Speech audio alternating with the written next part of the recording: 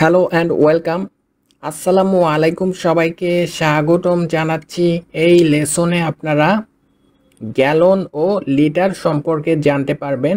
কত লিটারে 1 গ্যালন সেটা আপনারা জেনে নেবেন এবং রূপান্তর করার একটি ছোট্ট অঙ্ক দেখবেন। সো শুরু করা যাক। এখন প্রশ্ন হচ্ছে 1 গ্যালন সমান কত লিটার। 1 গ্যালন সমান 4.54 লিটার। এখন চলুন দেখে নিই গ্যালন থেকে লিটারে রূপান্তর কিভাবে করা যায়। আমরা সূত্র তৈরি করেছি, যেখানে এই যে 4.54 দিয়ে গুণ করব, তাহলে যা হয় লিটার সমান গ্যালনের পরিমাণ গুণিতক 4.54 মানে 4.54। এবার চলুন ছোট একটি অঙ্ক দেখি। মনে করি 5 গ্যালন পানি রয়েছে, তাহলে এটা কত লিটার। সো গ্যালন থেকে আমরা এখন লিটারে পরিণত করব।